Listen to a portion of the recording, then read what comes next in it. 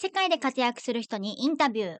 You Know Me Podcast。 この番組はマキオとショーンが海外で活躍される方にインタビュー形式でお話をお伺いします。毎週金曜日更新。 Spotify と YouTube では音声だけではなく動画でお送りしておりますので、こちらもチェックしてください。質問、リクエスト、コメントなどもお待ちしております。今日の湯飲みゲストは寿司職人のタツさんです。もともとニューヨークで20年以上寿司職人をされていらっしゃいましたが、2022年ダラスで江戸前寿司店タツダラスをオープンしました。その経緯などをお伺いしています。ぜひ最後まで聞いてください。本日の茶柱。最近台湾に帰ってきたので、ちょっと銀行に行った時の話をしたいと思います。まずカスタマーサービスという点では、台湾と日本については本当に多分トップクオリティと言ってもいいぐらいだと思うんですけれども、すんごい丁寧な対応。一方アメリカはご存知の方も多くいらっしゃるかと思いますが、電話とかしても1時間2時間待たされるみたいなのも結構よくある話なので、全然そこがまず違うなっていうところ。でも銀行だったらね、悪いサービスされたことはないんだけど、待たされたは結構ある。結構、ちょっと少々お待ちくださいとはいえ、もう1時間後、2時間後。そうだね。銀行は比較的でもいい方かもね。全然いい方だ。それはわかりませんとかないしね。他の HOA とかだったら、わからないみたいな感じに。ホームワランティー、インシュランスなんとか、なんでも8時間も待たされたことあるし。そうだよね。なんで、いい方なんですけど、でもちょっと今回のトラブル案件があって、ある銀行に行きまして、ウーさんっていう同じ人にちょっとずっと対応をお願いしていたんですね。なので銀行に入って何か、何のために来ましたかって聞かれたので、ウーさんに用があって来ました。ウーさんじゃない、ゴさんかな、日本語だと。に用があって来ました、みたいな感じで言って、で、それで番号札は普通取るんですけれども、それを取らずに、ウーさんの前に座って、ちょっと私来たから待ってるね、みたいな感じで言ったんです。で、前の方が終わったので、その呉さんが私を呼んだので、座ったんです。そしたら、全然違うところから、女の人がカツカツカツって歩いてきて、すっごい怖い、剣幕した感じで、このお客さん番号札取ってないのになんであなた対応してるのみたいな感じで言われちゃって、中国語で。他にあなたのことを待ってるお客さんが番号札取ってる人がいるんだから、そっちを先に対応してよみたいな感じで怒られてて。で、私はまた違う窓口に連れて行かれて、その牛さんに対応して、ずっと対応してもらってたから、最後もそうしたかったのに、結局最後の最後は違う人がやってしまってって感じで、牛さんにすごいいろいろ頑張ってもらったのに申し訳ないなとも思いつつ。でも一応その人も、お客様大変申し訳ございません。移動させてしまって、みたいなことはね、おっしゃっていただいたので、さすがそこの最後の対応も台湾だなというふうに思ったんですけれども、そんな感じでした。私が思ったのが、そのマネージャーが目の前に、てめえ何やってんのとか、あれはなかなかアメリカでも日本は見ないでしょ。こっそりあるいはどっかでやるっていうか。そうだね。ダメだよね、逆にマナー的にね。はい。台湾はもう何度も見かけ、てめえ何やってんの間違ってるんじゃねえかとか。よく見かける。そう、こっちが萎縮しちゃうよね。どうすればいいんですかっていうのが、これも国民性というか、いいか悪いかわかんないんだけど、改めて。大きな違いやな。はい。本日の湯飲み。じゃあ本日のゲストはタツさんです。よろしくお願いします。お願いします。ではまず自己紹介をお願いします。はい、関口達也と申します。埼玉県出身で寿司職人です。ダラスには2022年の暮れより住んでいます。ニューヨークから引っ越してきました。タツさんとの出会いをちょっとお話ししようかなと思うんですけれども、もともとニューヨークですごい有名店で寿司職人をされていらっしゃって、ダラスに先ほどもおっしゃってたように移られて、で新しいお店を開く物件を探している最中だったと思うんですけれども、たまたまその空き物件、隣の建物にこの私たちがおりまして、っていうのはそこがコーワーキングスペースになっていたので、私たちがたまたま利用していたんですけれども、その際に関口夫妻が通りかかられて、で YouTube をご覧になっていらっしゃったということで声をかけていただいて、そこで初めてお会いしたっていう感じでしたよね。そうですね。はい。びっくりしました。私もインスタではねフォローさせていただいたりとかいちごラーメンさんからお話を聞いたりとかはい。いろいろね話は聞いていたんですけど、実際にお会いしたのはその場で初めてだったので、はい。まさかこんなところで偶然にばったりみたいな感びっくりじで、でしたね。その後めでたく私たちのコーワーキングスペースの隣が、おはい。店を、ね、そこにするというふうにご決断されて、でちょくちょくその後もこう足を運びになってお会いしてっていう感じでしたよそね。うですね。はい。いろんな縁があってはい。今回ご登壇いただいていらっしゃいます。寿司職人になった経緯とかきっかけありましたら教えていただけますでしょうか。はい。もともと実家が飲食店、お寿司屋さんやってまして、もう3代続いているようなお店だったんですけれども、そこで僕は生まれ育ちました。でも僕自身はずっと中高大学とスポーツとかやってて、でその指導者とか学校の先生になろうと思ってたんですね。大学卒業後も大学に残って助手やってたりして、でそういう感じだったんですけれども、僕には兄がいまして、で兄が実家のお店を継ぐ予定で手伝ってたんです。ただその兄が突然の病気で亡くなってしまって、で誰も手伝う人がいなくなっちゃったと。でその時になんか自分がやんなきゃいけないかなっていう感じでひょこっと入っちゃったっていう感じですね。で、最初はいやいや仕事をやってるような感じ、渋々やってるような感じで、仕事自身も全然面白くなかったし、あんまりこうモチベーションもなかったんですけれども、いろんなお客さんと出会っていくうちにだんだんその仕事が面白くなってきて、でお客さんが喜んでくれるのがすごい嬉しいっていうか、そこら辺からすごい仕事が好きになってきたって感じですね。そんな経緯があったとは知らはい。ず、じゃあニューヨークに最初に渡ったんですよね、アはい。メリカは。やっぱりその続きになっちゃうんですけれども、だんだん仕はい。事が好きになってきたら、僕の実家は埼玉のすごい田舎の方だったんですけれども、だんだん田舎で仕事してるのがすごいちょっと退屈になってきたというか、もっと刺激が欲しかったっていう感じですよね。はい。だから本当に東京でもどこでもいいんですけども、都会のすごい忙しいところでもっとバリバリ仕事したいなっていう気持ちがずっと持ってたんですね。そういう思いを持ちながら仕事やってたら、たまたまニューヨークのお店から働いてみませんかっていう誘いが来たんです。おー、スカはい。ウトですか。そうですね。そのニューヨークのお店のオーナーの人もたまたま同じ町の出身だったんですけれども、へそういえ。ろんなつてから、誘われて、もう特に考えもせず即決で行きますと。うん。それが2001年。で、2001年のちょうど、ニューヨークでテロがあった頃なんですけども、そのすぐ後に、ビザが下りて、日本からニューヨークに行きました。すごいタイミングですね。なかなそうです。か大変だったんじゃないですか。周りのご家族とかから言われませんでした？もう周りはみんなもう、そういうことがあったから大反対で、なんでです今行くんだみたいな。よね。そうそうそう。なんですけども、逆に考えればそういう時だからこそ、逆に安全なんじゃないかなっていうのもあったし、で、ここで辞めちゃったら、もうこういうチャンスないかもしれないし、もう全然不安もなく決断していきました。初めてニューヨーク行った時に初めてなんですか？前にもしかして旅行とかニューヨーク行ってた？来ませんかっていう誘いがあった時に、すぐチケット取って、2泊3日でニューヨーク行きました。2泊5日っていうのは、短っ。すごい全然ニューヨークのことなんか知らなかったんですけれども、活気のある街で面白そうだなっていうのもあって、でもう行ったその日に働かせてくださいと。でそしたらその会社の方もじゃあすぐビザ取ろうって言って、トントン拍子に進んで、で決まったっていう感じですね。英語の不安とかはなくですか？もう全然ないって言ったらあれだけども、なんとかなるだろうっていう感じで、はーい。未だに喋れないですけど。でもそこは本当に手に職っていうところの強みですよね。で、ニューヨークで何年ぐらい働いていらっしゃったんでしたっけ？だいたい約20年ぐらい、あ、最初のお店長い。で4年お世話になって、で次のお店で10年ちょいお世話になって、でその後自分のお店を開いて、で合計だいたい20長い。年ぐらいですね。そしてそこから2022年にはい。ダラスにいらっしゃるということで、どうはい。してダラスを選んだんでしょうか？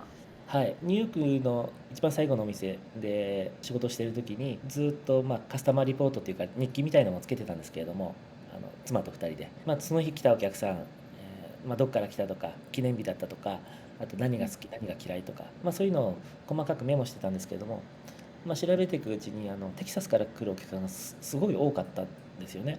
で、なんでこのテキサスから来るのかなっていうのをずっと思ってて、ある日僕の妻がそのカスタマーリポートの中の電話番号をエリアコード市外局番ですね。でそれを調べたら大体ね3割ぐらいがテキサスのエリアコードだったんです。へえ。ダラスだけじゃなくてオースティンとかヒューストンとかいろんなのがあるんですけども、とにかく3割もテキサスから来てるんだっていうのへがびっえ。くりして、もちろんはい。ニューヨークに引っ越してきてね住んでる人もいるだろうし、旅行で来る人もいる、うん。仕事で来る人もいるんだろうけども、とにかくテキサスからこんなに人が来てるんだっていうのにちょっと興味を持って、それで2019年に旅行しました、ダラスに。その時になんかすごいいい印象があって、その帰りにはここに住もうかって決めてましたね。はい。早いよ。決めるのが早い。すごいよ。別にニューヨークが嫌だったとかそういうんじゃなくて、ニューヨークで大体20年ぐらい頑張ってきたし、何かちょっと次のことを考えてみたいなと、自分の人生の中で、そういういろんなタイミングもあったので、決断したんですね。他の州とかもいろいろ見に行きました。フロリダだったり、あと北の方のメーン州とかいろいろ見に行ったんだけども、やっぱりテキサスのダラスを見に来た時にすぐ気持ちがパッと決まったというか、ビビッときたんですね。何か縁があったかもしれないですね。僕の名前がタツって言うんですけれども、翔さん、ダラスって漢字で書くとタツっていう字でしょ。ああ、ダラスのダ、はいはい。そう。だからそれもなんかね、縁があったのかなって。そうですね。ダラスを漢字で書くと、ダっていうところは、立つになりますね。はい。タツさんはよく感覚的にこっちすぐ決断する、すぐどっかに行ってしまうんじゃないですか。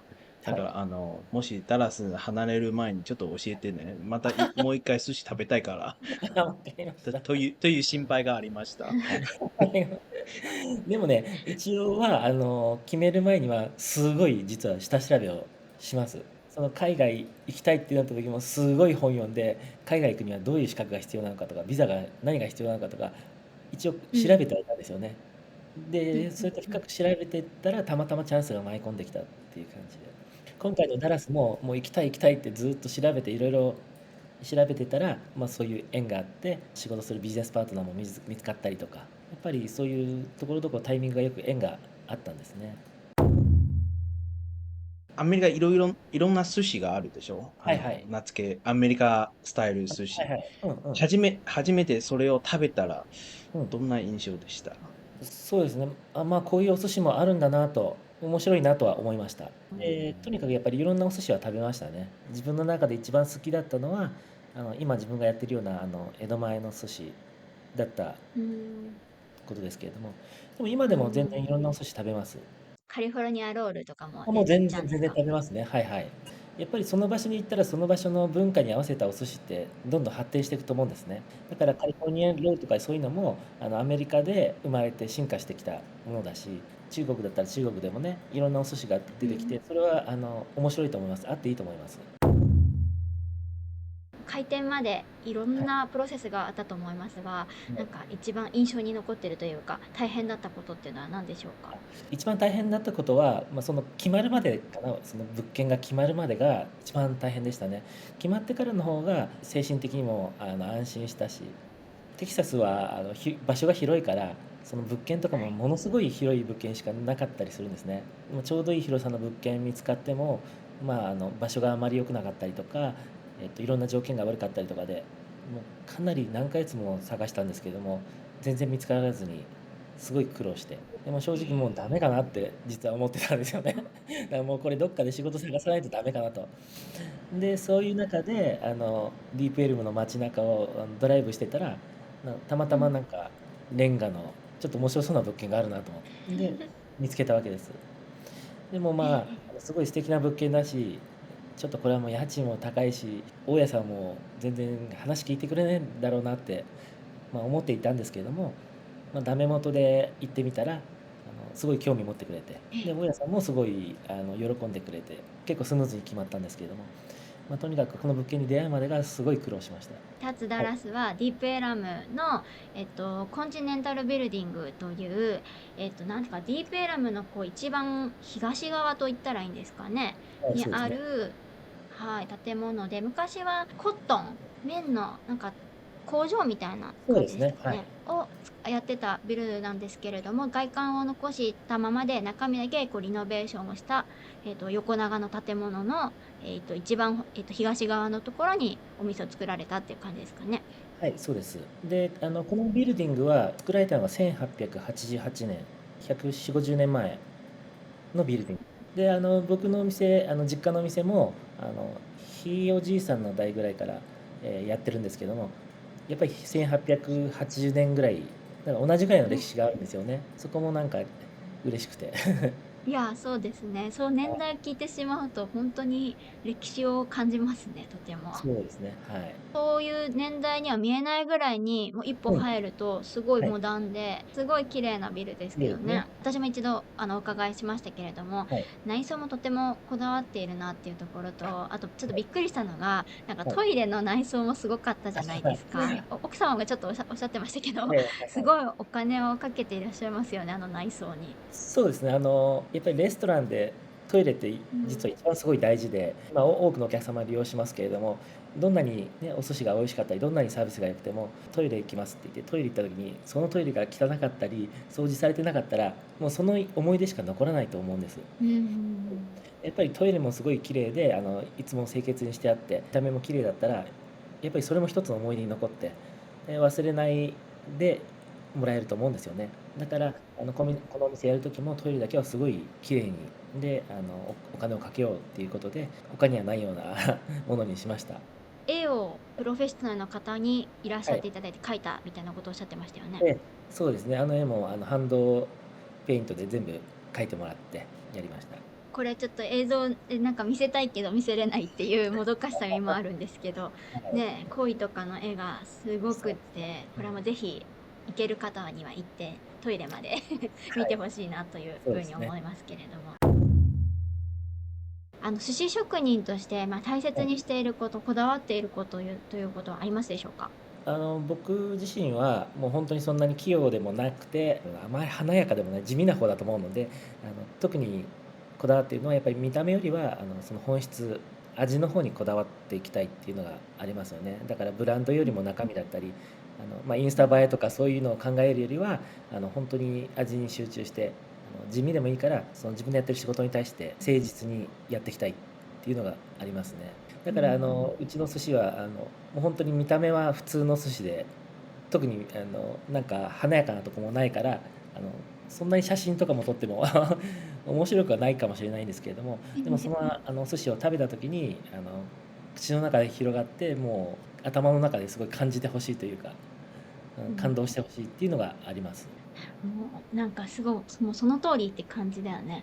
そう、うん。今おっしゃってたまんま、その口の中でその食べたものがこう広はい。がるような、すごいはい。頭の中にすごいちゃんと残ってるっていうのがあって、ありがとうございます。食べた時の温度だったり、食感っていうのを、すごい大事にしていて、だからお魚とかも温度管理をしっかりしたり、寿司飯、シャリも一番ベストの温度で出せるように調節してやってます。はい。すごい美味しかったよね。私一番びっくりしたのは、寿司うん。だけじゃなくて、お茶びっくりしたんですうよ。こんなん。うまいお茶がないんだろうなと思うった。ん、聞いてたもんね。お茶なんそうですそうそう。かってね。あれはびっくりした。寿司屋でお茶が印象に残るのがなかなはかない。あ。もちろんお寿司もすごい印象残ってるけど、なんかそれ以はい。外の部分もたくさん印象に残ってるなという気がしますね。そうですね、やっぱり全ての細かいディティールが大事だと思うんですね。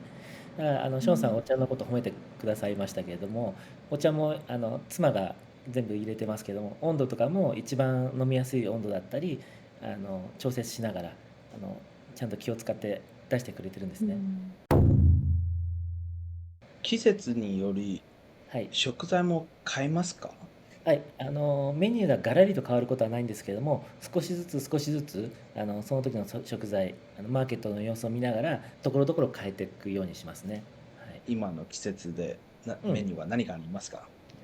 最近だと夏場はスズキとか白身のお魚ですね。あとイワシもここのとこ良くなってきたし、日本では考えられないけど、アメリカだからこそすごい大変だったっていうようなことはありますか？それが実はあんまり思いつかなくて、あ、そうなんですか？うん、そうそ意外。う。日本でも、アメリカでもね、大変なことはうん、あるとは思うんですけども、形は違ってうん、あるとは思うんですけれどうん。も、そこまでもう本当に嫌だっていうのはないかもしれないですね。はい。何でもそれなりに楽しんでやってるので、その食材は前回、どっかの雑誌を読んだんだけど、タツさんはできるだけ、近くの地域で、食材を選ぶとはい、いうのが、どうやってその食材は見つかるんですか？だって、アメリカではその食材じゃなくて、だいたい値段で決めるとか、はい、美味しい魚とか、そんなにはい、強調しないじゃないではい。すか。どうやってそれを見つけるんですか？ニューヨークにいた時は、東海岸でお魚結構取れるんですね。例えば、なんだろうな、ヒラメとか、ボニート、うん、カツオですね。とか、あとは、もうちょっと北の方へ行くとホタテ、生きてるホタテとか取れるんです。やっぱりそういう地元で採れた食材を新鮮な状態で使った方が美味しいものができると僕は考えているので、必ずしも日本の食材だけにこだわってるわけではないんですね。ただ、今テキサス来て実際やってみると、なかなかアメリカ国内の食材を編めるのにちょっと苦労していて、比較うん。的ね、日本の食材の方が多くはなっています。ただこれかですね。ら先もなるべくアメリカ国内の食材を探して手に入るようにして、で使っていきたいなと思うんですよね。チャンスがあればその場所まで見に行ったりして、うん。どういう状態であるのか、それを確認してから使いたいと。うなぎなんかを使ってるんですけども、それ東海岸のメイン州というところで取れるうなぎです。その養殖場も2019年に実際に見学しに行ってきました。うん。でどういう環境でどういうふうになって育てられているのか、でその生産してる人がどういう人なのかもちゃんと見て、でそれでこういう人のね作ったものだったら使いたいなと、そういうものをなるべく使っていきたいなと考えてます。お二人が来た時に芽ネギっていうネギの、そう、今私も言おうとしたんです。はい、これもダラスのファーマーズマーケットで見つけたんですね。若い農家の方だったんですけども、その彼と話して、で彼の家ファームまで行って、でどういう環境で育ててるのか、どういうところで仕事しているのかをちゃんと見て、そうするとやっぱりその人がどういう思いで仕事しているのかも分かるので、この彼の芽ネギだったら使ってみたいなと思って、で使いうん。始めました。そうだったんですね。やっぱりメニューの中にも唯一ね、テキサス産みたいな風に書かれていたので、はい、あ、これはなんかテキサスなんだと思いながらやっぱり食べるとちょっと違いました。違いますよね。はい、で最初はもうん。う期間限定でやろうかなと思ったら、結構みんな喜んでくれるお客さんも多いのと、うん。メニューから外した時にあの握りはないのっていうお客さんもいて、結構最近は定番で使ってますね。やっぱりね、テキサス人はみんなテキサスが好きだうん、から。テキサス愛は強いですよね。だからおあ、水もそうだし。クレイジーワーターもそうだそうだ。教えてもいただいそうでした、そうでもらっした。タツさんは、寿司中には、特にアメリカは和牛で人気あるじゃないですか。でも、タツはいはい。さんは全然まだ和牛使ってないんですよね。はい、使ってないです。理由が特にありますか？やっぱり魚を表はい。現したいっていうか。はい。やっぱりその基本的には魚を表現したいっていうのが一つと、肉の専門家ではないので、まだ勉強してないっていう感じですね。でも、将来的にも使うつもりはなく、普通の江戸前とされるお寿司を追い求めていきたいっていうのはあります。でも、他のお寿司屋さん行って和牛の寿司あったら必ず食べます。ちなみに、タツさんが一番好きなネタは何でしょうか？はい。順番はつけられないんうですね。ん。もう基本的に何でも好きですけれども、もう本当にはい。ベタに光り物、小肌、うん。サバ、イワシ、アジとか大好きですね。はい。うん。いいお寿司屋さん行ったですね。ら必ずそこら辺があれば注文するし、あとはうん。ウニも大好き。さっきから言ってますけども、そのメイン旬で取れたうなぎ、これも本当に美味しくて、これは一つの僕のシグネチャーでもありますね。美味しかった。本当にね。私普段あんまり実はうなぎを食べないんですけども、はい。うん。でもそこで食べたうなぎは本当に今まで食べた中で多分一番美味しかった。ありがとうございます。嬉しいです。最初はフロリダのうなぎを使ってたんですけれども、うん。なかなか美味しくできなくて、すごい悩んで、うなぎの専門書みたいのを買ってきて、料理書じゃなくてそのうなぎの生態についてでうなぎはどうやって生まれてどういう人生を送るのかとかそこら辺から考えてであのいろいろ研究重ねて今のお寿司ができてます。結構謎だよね。謎ですね。うなぎは。ああ、まだ解けてない、解明されてないって解明されいうね。てない、はい。まだあるんですね。魚はそういうのが多いですね。サーモンもそうです。サーモンもまだ謎の部分が多くて、はい。でそれもいろいろね、本いっぱい買って読んで、へそう、え。サーモンの生態を調べて、そう、それがね、別に味に直結するわけじゃないんだけども、何かアイデアが出るかもしれないので、必ずそこら辺は奥深く追求するようにはしてます。はい。以前ネットニュはい。ースのメディアでちょっと話題になっていたトピッはい。クなんですけれども、ええ。タツさんが耳の聞こえない、お客様に対して手話をはい。使って接客をされている映像がはい。ツイッターとかいろんなところで出てきて話題にはい。なってましたが、そはい。のことについて教えていただけますか？ニューヨークにいた時もそうなんですけども、いろいろなお客様を相手にしたことがあるんですね。で、もう本当に90歳を超えたご老人のお客様を相手にしたこともあったし、全く目の見えないお客様を相手にしたこともあったんです。で、そういう中でみんなと同じような経験、エクスペリエンスを楽しんでもらうために、常にどうすればいいかっていうのを考えてきたので、今回耳の不自由なお客様が来た時もみんなでどうすればいいかって考えて特になんか難しいことはなかったと思うんですね。僕らのチームとしてはもう本当に当然のことをしたというか当然の接客をしたとうん。思うしみんなすごい楽しんでやってくれてました。このお客様の予約が入った時も妻が予約受けてでもうすぐじゃあどういうふうにしようかって考えてうちの妻はすぐ手話の勉強を始めたしでメニューはこうしようああしようとか、うちのビバレッジディレクターソムリエのジャニスは実は昔手話を習ってたそうでもうすぐへえ。できてたんですよね。スーシェフの幼児若いシェフがいるんですけれども彼にはそんなにこうしろああしろとは言ってなかったんだけども勝手に自分で勉強してたみたいでお客さん来たらへえ。自己紹介してました。へえ。だからすそういうみんごい。なね、すごいホスピタリティを好きで楽しんでやってくれるから、いいスタッフにも恵まれたし、そういう中でいい出会いがあったんだと思いますね。なるほど。なんかそれを聞いてるととてもなんか義務的にとかそういう感じではなくて、本当にはい。心の底から皆さんでお迎えしようっていう気持ちから生まれた行動だったわけですね。そうですね、はい。うん。でね、結果的にそのお客様がはい。こんな素敵な接客をしてくれたっていう風に、メはい。ディアの方に書かれて、みんながそれをリツイートみたいな感じでね、なってたっていう感じそうですね、ですかね。ちょっとうんバズり方にはちょっとびっくりしちゃいました。本当に。あとはニューヨークの最後のお店で仕事してた時なんですけれども、4人組のお客さん来た時、普通に楽しんで静かに食べていたんですけれどもその時一人のお客さんが僕のところに話しかけに来てその彼が言ってたのは今日あなたの店に来たのは実は僕の友達ががんでステージ4なんだと実はあとどのくらい生きれるかわからないで彼は本当のお任せの江戸前のお寿司を食べたいそういうふうに言ってたので今日ここに連れてきたっていうことを言ってたんですよね。本当だったら日本に来たかったんだろうけれども、日本に行けるだけの体力もないかもしれない。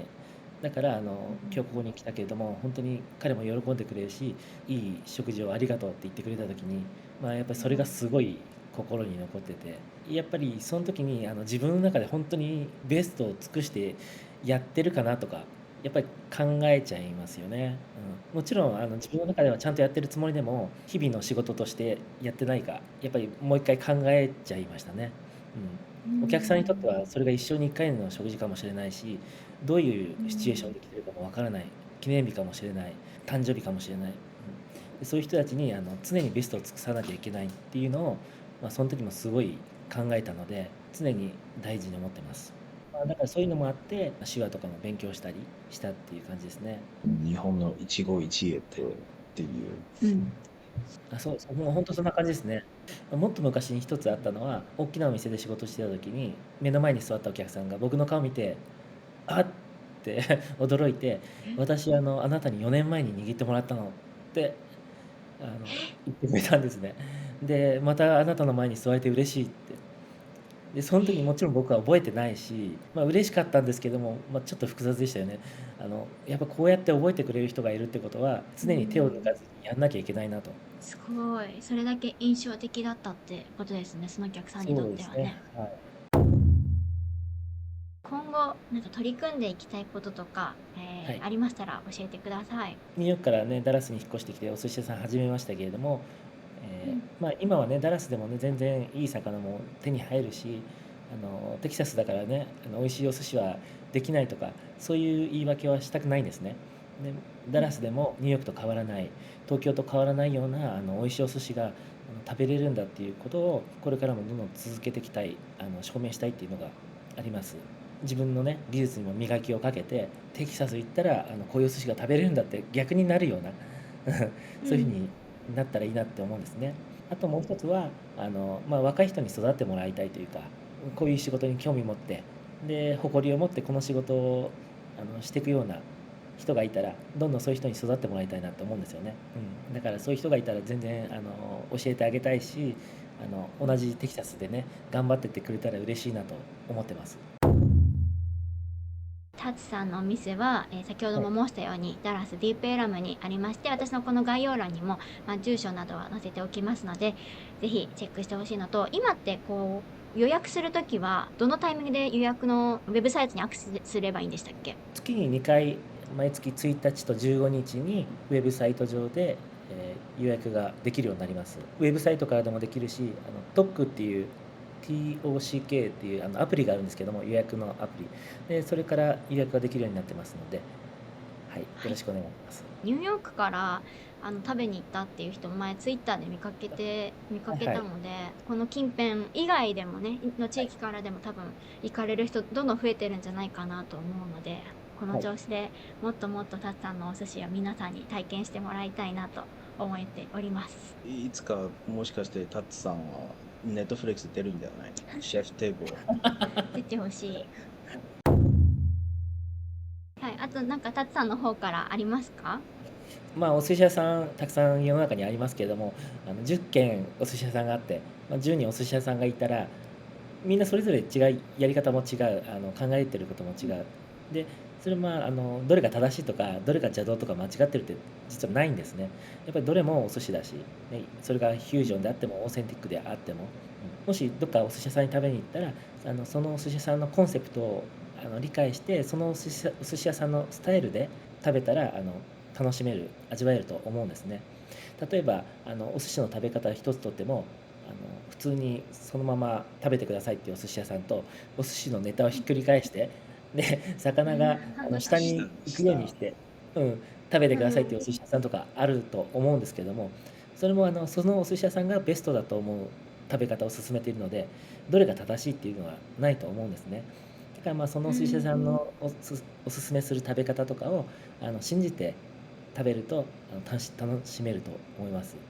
そういう感じでお寿司をいろんなところで楽しんでもらえたらいいなと思ってます。確かにね、私たち日本人はどうもなんか決めつけて、いやこれは日本の寿司じゃないとかって言っちゃいがちですけど、そういう感じじゃなくて、やっぱりどこの寿司屋さんもリスペクトを持って味わうってことが大切ですね。そうですね。いろんなお寿司を楽しんでもらえたらいいかなと思います。本日のゲストはタツさんでした。ありがとうございました。ありがとうございました。当番組へのゲスト出演希望募集中です。次戦他戦問いません。概要欄のリンクからご応募お待ちしております。ゆのみポッドキャストはウェブサイト、各 SNS を運営しておりますので、ぜひこちらもチェックお願いします。それでは次のエピソードをお楽しみに。